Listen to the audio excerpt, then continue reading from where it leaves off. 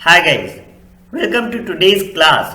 Today we are going to learn a very important and interesting concept of arithmetic that is called problems on boat and stream. The concept is not just important in your 10th grade exam. This concept is also important for all the competitive exams we will be giving after 12th grade. So imagine suppose अगर आप अभी international mathematics olympiad का exam देते हो तो उसमें भी ये प्रॉब्लम्स आएंगे beyond the text book all the exams like banking SSC MBA engineering entrance like IAS UPSC so all the exams they conduct aptitude test and in aptitude test every aptitude test the arithmetic portion the time distances fractions numbers word problems on all of these like play a major role there and the concept building of those all these things okay all those things starts here with 10th grade we have finished word problems on fractions numbers ages right similarly we have one more thing to learn today here is the problems on boat and stream. Now let's start with the class and as told you this concept is very important and very interesting also. You will love this and I'm going to explain you like that also. So just be focused and be a keen learner for the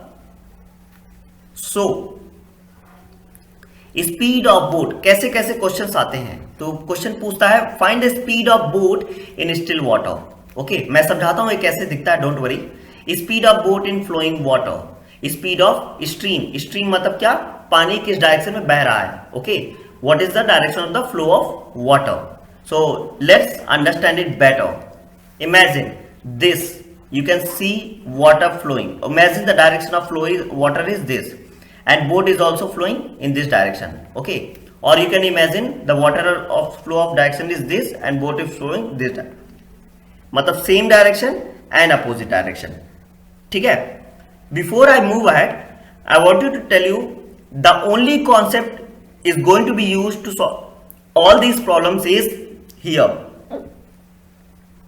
speed equal to distance upon time we know that बहुत पहले से पढ़ते आ रहे हैं speed equal to distance upon time speed equal to distance upon time similarly time equal to we can simply cross multiply यहां पे होता है ये स्वैप कर सकते हैं तो we get distance upon speed we get distance upon speed तो यही एक इंपॉर्टेंट कॉन्सेप्ट है जो हमें सारे क्वेश्चंस मतलब बोट एंड स्ट्रीम के सॉल्व करेंगे चलो अब हम समझते हैं स्ट्रीम में कैसे स्टिल वाटर या फिर अपस्ट्रीम या डाउनस्ट्रीम कैसे आता है वो समझते हैं ठीक है बहुत इंपॉर्टेंट है ध्यान से सुनना सपोज ये वाटर फ्लो कर रहा है सर ये वाटर फ्लो कर रहा है ठीक है और this boat is going towards downward this boat is going towards upward ये ऊपर जा रहा है और ये वाला बोट नीचे आ रहा है ये वाला बोट ऊपर जा रहा है और वाटर का डायरेक्शन किस साइड है इस साइड है फिक्स है अब समझते हैं इसका कॉन्सेप्ट बहुत इंपॉर्टेंट है बहुत इंटरेस्टिंग है समझो पहला होता है अपस्ट्रीम ये पहला हम लेते हैं डाउनस्ट्रीम पहला है हमारा डाउनस्ट्रीम मैं समझाता हूं इसका मतलब क्या है ठीक है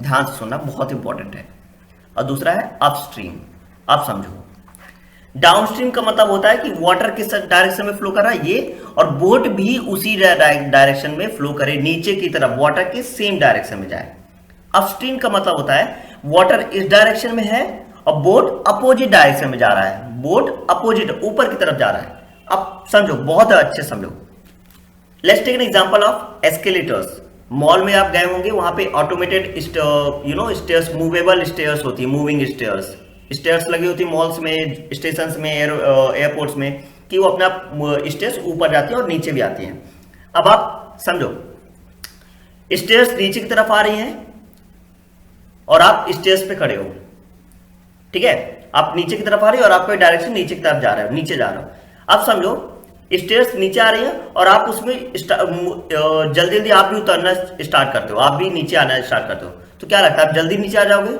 आपकी स्पीड क्या हो जाएगी बढ़ जाएगी बिकॉज स्टेयर्स भी नीचे आ रही हैं ठीक है कोई बात नहीं और समझो स्टेयर्स अब अगर ऊपर जा रही हैं स्टेयर्स ऊपर जा रही हैं और आप सपोज करो आप नीचे आना है अब आपको नीचे आना है वुड दैट बी पॉसिबल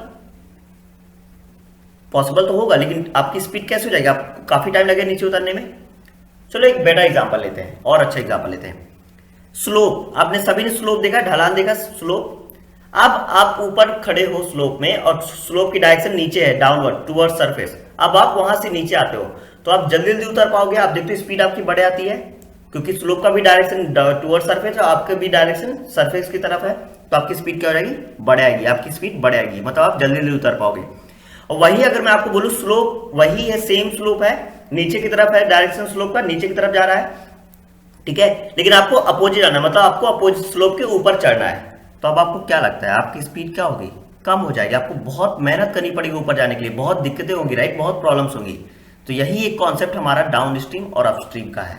तो क्या होता है, जब ये बोट, माना कि सपोज पहले हम करते ये बोट x स्पीड से जा रहा है, x किलोमीटर पर आवर से, स्पीड आपको पता बोट की स्पीड हमेशा किलोमीटर पर आवर में होगी, बिकॉज स्पीड मतलब वो डिस्टेंसेस किलोमीटर में कवर करते हैं और आवर्स लाइक टाइम लगता है, x kilometre per our. Suppose stream मतलब वाटर का जो फ्लो का स्पीड है, वाटर फ्लो जो स्पीड है, बहाव है जो वाटर का, वो कितना है, y किलोमीटर पर आवर है। Similarly x kilometre per our and y kilometre per our, ठीक है, ध्यान सुनना बहुत इंपॉर्टेंट है। तो हमने क्या मान लिया है यहां पे, मैं एक बार पहले लिख देता हूं, late the speed of boat in still water, पानी रुका है, हम इमेजिन करें पानी रुका हुआ है, be x kilometre per hour, okay, and let the speed of stream मतलब जो हमारा वाटर फ्लो है उसका स्पीड क्या होगा, be y kilometre per hour. अब आपने समझ चुके होंगे, अभी तक हम समझ चुके हैं कि स्पीड ऑफ डाउन स्ट्रीम का होगा, मतलब किसी भी ऑब्जेक्ट की स्पीड जब डाउन स्ट्रीम में होगा, डाउन स्ट्रीम अगर उसका मोशन होगा, नीचे की तरफ जा रहा होगा, पानी के सेम डायरेक्शन में जा रहा होगा, वाटर फ्लो के सेम डायरेक्शन में जा रहा होगा, then what will be its speed, क्या हो जाएगी, यहां से जल्दी इजिली ये बोट यहां से ऐसे मूव करेगा इजिली, बिकॉज इसका direction same speed same direction, तो इसकी स्पीड क्या हो जाएगी, बढ़ेगी, इजिली जा पाएगा, ज्यादा आसानी से जा पाएगा। यहां पे क्या होगा, अपस्ट्रीम में क्या होगा, डायरेक्शन वाटर का इस साइड बह रहा है और वाटर बोट क्या है, इस साइड जा रहा है, ऊपर जा रहा है, opposite direction, completely opposite direction. तो क्या होगा, बोट को बहुत ज्यादा पावर के साथ ऊपर जाना पड़ेगा, अगेंस्ट द वाटर फ्लो के डायरेक्शन में जाएगा, against the direction of the stream, तो बोट को बहुत ज्यादा पावर के साथ जाना पड़ेगा, तो इसकी स्पीड क्या हो जाएगी, कम हो जाएगी, इसकी स्पीड क्या हो जाएगी, कम हो जाएगी, और इसकी स्पीड बढ़ जाएगी। तो यहाँ पे डाउन स्ट्रीम क्या हो जाएगी, बोट और स्ट्रीम की स्पीड्स ऐड हो जाएगी, और speed of down stream upstream क्या हो जाएगी, स्पीड अपस्ट्रीम वो क्या हो जाएगा, स्पीड कम हो जाएगी, दोनों की स्पीड कम हो जाएगी, रिजल्टेंट स्पीड जो होगी वही उसी स्पीड से फ्लो करेगा। आया समझ में, क्लियर हो गया कॉन्सेप्ट। तो डाउन स्ट्रीम में स्पीड क्या होती है, बढ़ आती है, अपस्ट्रीम में स्पीड क्या हो जाती है, सब्ट्रैक्ट हो जाएंगी, कम हो जाएंगे, माइनस हो जाएगी। क्लियर है कॉन्सेप्ट, अगर यहां तक अभी क्लियर है तो अब हम एक क्वेश्चन सॉल्व करते हैं और इसको बहुत अच्छे से समझते हैं, इस कॉन्सेप्ट को बिल्कुल अच्छे से ही क्लियर करते हैं, ठीक है। अब ध्यान से देखना, अब बोट गोज 30 किलोमीटर अपस्ट्रीम जा रहा है एंड 40 किलोमीटर डाउनस्ट्रीम 44। आप देख सकते हो डाउनस्ट्रीम में ज्यादा किलोमीटर की स्पीड है, ज्यादा किलोमीटर डिस्टेंस कवर किया है, तो अब मतलब इसका आप समझ रहे हो ना, डिस्टेंस कब ज्यादा कवर किया होगा, जब उसकी स्पीड ज्यादा रही होगी। सिमिलरली यहाँ पे कम है बिकॉज उसकी स्पीड कम रहती है डाउनस्ट्रीम में। इन 10 आवर्स स्पीड नहीं दिया है हमें, क्या क्या दिया है, डिस्टेंस दिया है और टाइम दिया है, ठीक है। इन 13 आवर्स, नेक्स्ट 13 आवर्स में it can go 40 kilometre upstream, 40 kilometre and 5 kilometre downstream, मतलब 13 आवर्स में 44 और 55 किलोमीटर कवर कर रहा है। देख रहे हो आप, यहाँ पे समझ सकते हो आप, हमें दो इक्वेशन मिल रही है यहाँ पे। क्वेश्चन का अप्रोच समझो, determine the speed of the stream that of the boat in still water, मतलब स्पीड फाइंड करना है। यहां से इंपॉर्टेंट कॉन्सेप्ट जो मैंने स्टार्टिंग में आपको बताया था, ये वाला, तो हमें डिटरमाइन द स्पीड फाइंड करना है, और हमें क्या दिया है, टाइम, तो हम ये इक्वेशन यूज कर सकते हैं, टाइम का रिलेशन यूज कर सकते हैं हम यहाँ पे। तो समझना, ध्यान से समझना, ठीक है। तो what will I do here is, सबसे पहले हमें क्या करने की जरूरत है, we are going to write, what we going to write, tell me quickly. मैं सिंपली पहले लिखूंगा a boat goes, okay, a boat goes कितना है, 30 किलोमीटर अपस्ट्रीम, ये इंपॉर्टेंट है हमारा, ठीक है, and 44 kilometre downstream in 10 hours. This was important guys, ये समझना इंपॉर्टेंट है, बहुत इंपॉर्टेंट है, ठीक है, ध्यान सुनना। चलो तो अब हम टाइम टेकन का रिलेशन यूज कर लेते हैं। Time taken to go 30 kilometre upstream. देखना मैं कितना इजीली आपको इक्वेशन बना के दिखाएंगे कैसे बन रहा है, ठीक है। Plus time taken to go 44 kilometre downstream. बहुत देखना कितना इजीली आपको इक्वेशन सामने आ जाएगा। कितना टाइम लगा? 10 आवर्स। It took 10 hours. तो हमारा इक्वेशन यहां पे क्या बनता है, मैं एक बार पहले पूरा लिख देते हैं। तो टाइम टेकन क्या हो जाएगा हमारा? टाइम टेकन क्या हो जाएगा बताओ जल्दी मुझे। Distance upon speed. Distance upon, मैं एक बार लिख देते हैं यहां पे, time equal to distance upon speed. ये देखो, ठीक है। तो यहां पे इक्वेशन क्या बनेगा? डिस्टेंस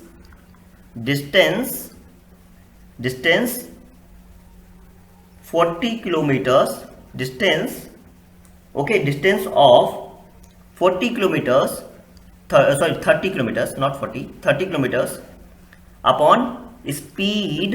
किसमें है ये? अपस्ट्रीम है। 30 किलोमीटर्स किसमें है? अपस्ट्रीम में।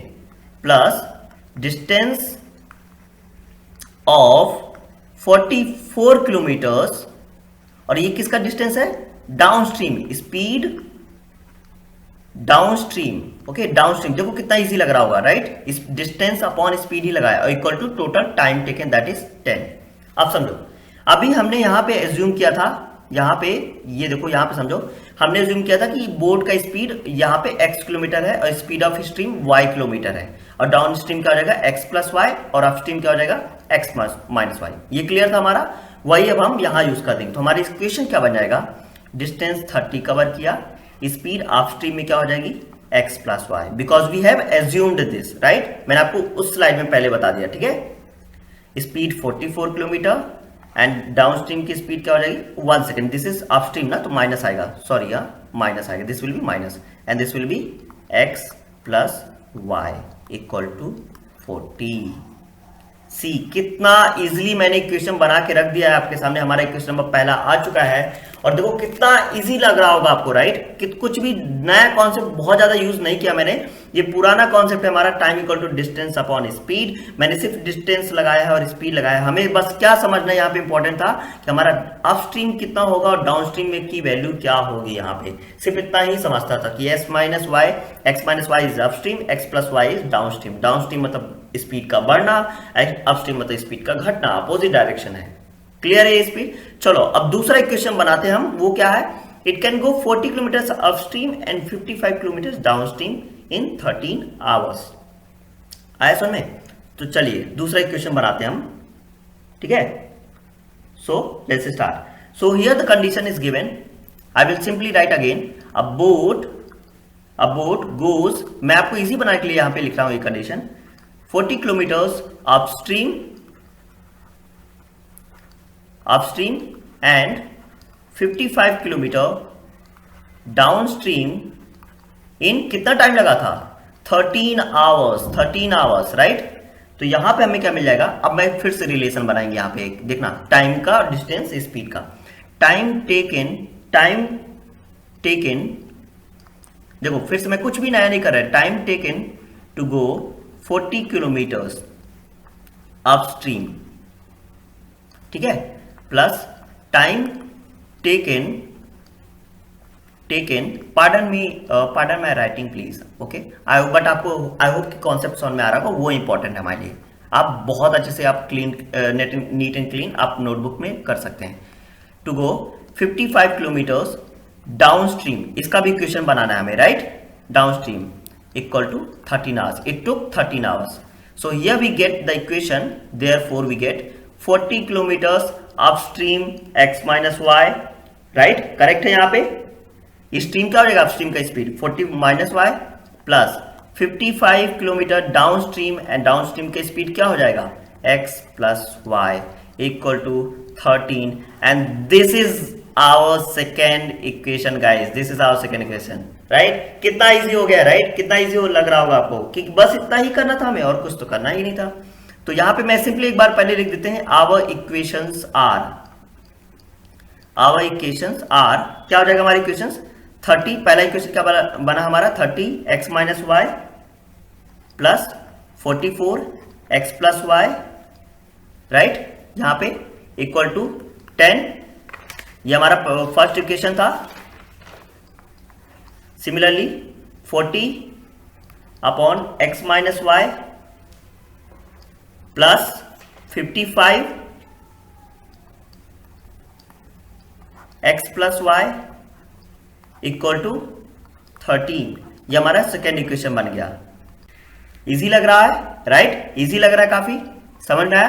अब आपको आता ना ये इक्वेशन कैसे सॉल्व करना है, राइट, याद होगा आपको कैसे करना होता, रिप्लेस करना होता था equations reducible to linear equations in two variable, उन्हें रिप्लेस करना होता था, राइट। ये जो अपॉन में वेरिएबल्स दिख रहे हैं आपको, इन्हें बस रिप्लेस करना होगा। आप प्रैक्टिस सेट 1.4 में हमने ये बहुत अच्छे से किया है, राइट, तो बस अब हम वही करेंगे। सो आई सिंपली राइट यहां पे by replacing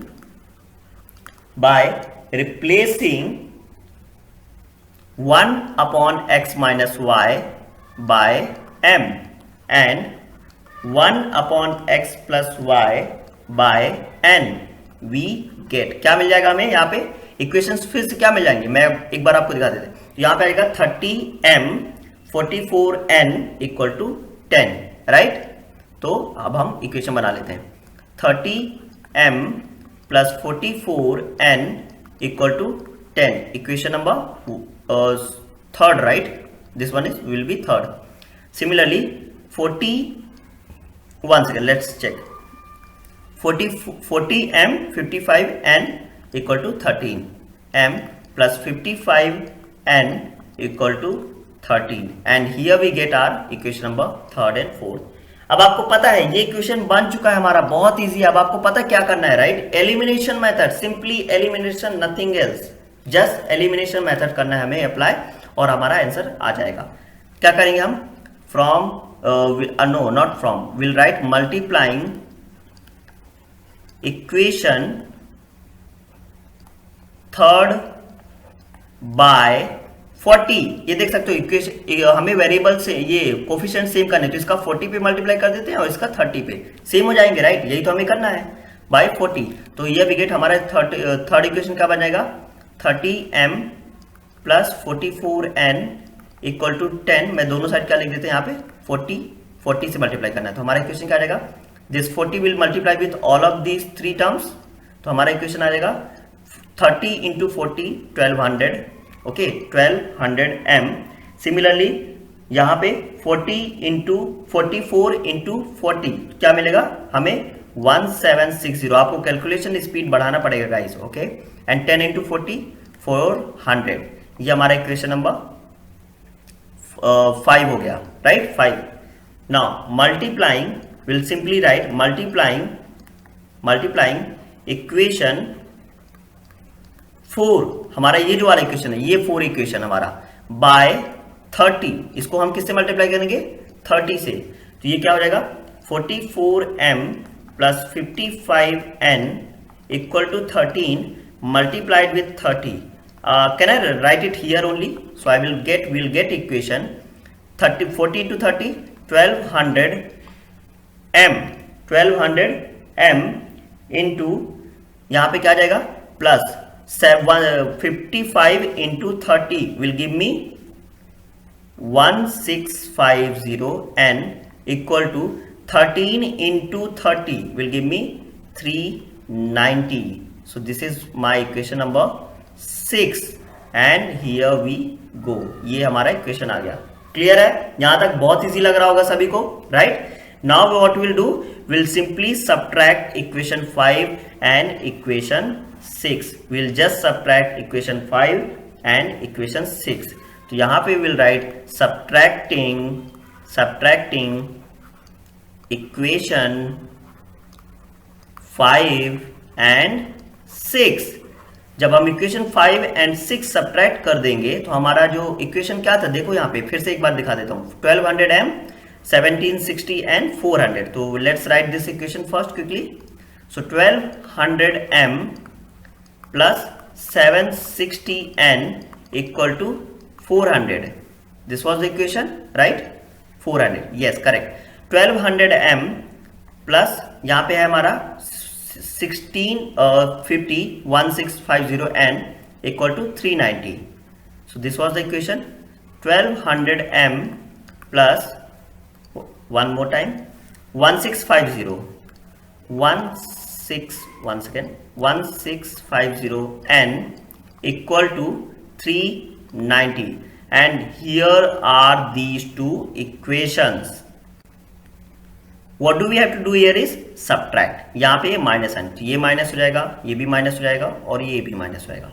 These, oh, this is m only, sorry. So these two will get cancelled here. What will be left? Right? Tell me. This 1760 minus 1650. How much is this? 1. This is 110 n 110, and 400 minus 390 is just 10. So therefore n equal to आएगा हमारा 10 by 11, 110. So n equal to 1 by 11. Here we get first value of our variable, right? Simply now putting the value of n in equation, किसी भी एक equation में put कर सकते हैं. कौन सा इक्वेशन लेना है आपको, जल्दी से बताओ. Okay, let's take 5 only. 5. So we get 1200m plus 1760n equal to 400. Let's put the value of n here. Okay, so we get 4. Oh, this is m only. 1200m plus 1760 into 1 by this is 1 by 11 equal to 400. Yeah, what I have done here is I have put the value of n here. Simply we are going to solve this. Now we can cut this here. Cut कैसे कर सकते हैं? आपको 11 का divisibility rule पता होगा. Alternate numbers को अगर हम एक ऐड करें और other alternate even alternate numbers को ऐड करें और even odd numbers alternate odd numbers को ऐड करें और सबट्रैक्ट करें तो उनका अगर 0 या 11 आता तो वो कट किया जा सकता है, राइट? कट कर सकते हैं. तो यहाँ पे हमें मिलता है we can cut this simply. 11 1 जा 11, तो यहाँ पे क्या आ जाएगा 6 आ जाएगा. नाउ 11 6 जा 66, 6 बन गया और 0. तो यह भी गेट 1200m, ये 160 को उस साइड ट्रांसफर करें तो 400 माइनस 160. देखा कितना इजी हो रहा है, कैलकुलेशन भी डिफिकल्ट नहीं है. सो यह भी get 1200m minus 4 equal to 400 minus 160. So this will give me 240. Now m equal to 240 divided by 1200, right? We can cut this. So क्या मिलेगा हमें यहाँ पे ये, and 24 1 जा 24 5 जा 120. So here we get m equal to 1 by 5. Finally we get values of both, right? n और m हमें अब मिल चुका है. सी कितना इक्वेशन इजी है. बस थोड़ा सा इक्वेशन रिड्यूसिबल है तो थोड़ा सा लेंदी हो जाता है, बट डिफिकल्ट नहीं होगा एंड इंटरेस्टिंग रहता है. ये करने में बहुत मजा आता है. Because I am trust me, I am really liking it, doing it right now in front of all of you. Okay, so now what will do. Now हमें जो गिवन था हम वो करते हैं. हमें क्या गिवन था? 1 upon x minus y equal to m. This we had taken, and we had taken 1 upon x plus y equal to n. तो simply we'll do that now. So हमें क्या मिल जाएगा यहाँ से, ध्यान से समझना, ठीक है? Here we will get यहाँ पे 1 upon x minus y. m की वैल्यू कितना आया है? m की वैल्यू आया हमारा 1 by 5. 1 upon x plus y, n की वैल्यू कितनी थी? 1 by 11. We already had taken 5 and 6, we'll take 7 and 8 equation, right? और यहाँ पे देखना अभी आपको बहुत इजी हो जाएगा. सिंपली यहाँ पे देख सकते हो, इसे बस हमें सॉरी इक्वेशन अभी नहीं एज्यूम करते, पहले हम सिंप्लीफाई करते हैं तब हम एज्यूम करेंगे, ठीक है? ओके, लेट्स सिंप्लीफाई कैसे करेंगे? Cross multiplication both the sides, right? So ये we get f 5 equal to 5 1 5, and x minus y बन जा x minus y. This is x minus y equal to 5 as equation number 7. Similarly 11 equal to x plus 5 y, so x plus y equal to 11. This is equation number 8, right? देख सकते हैं आप यहाँ पे already इसमें कुछ multiply करने की जरूरत नहीं है, बिकॉज यहाँ पे हमारा माइनस वाई, यहाँ पे प्लस वाई है, तो ये क्या हो जाएंगे, ऑटोमेटिकली सब्ट्रैक्ट हो जाएंगे. तो what will do, adding equation, subtract नहीं कर देना, सब्ट्रैक्ट कर देंगे तो साइन में अपोजिट चेंजेस आ जाएंगे, राइट? तो सिंपली ऐड कर देते हैं equation 7 and 8.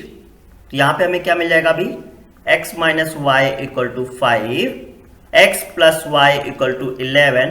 I hope you all are finding easy, right? बहुत मजा आ रहा होगा आपको करने में, right? I am hoping that.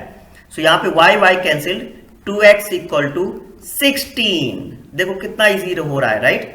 2x equal to 16 and therefore x equal to 16 by 2.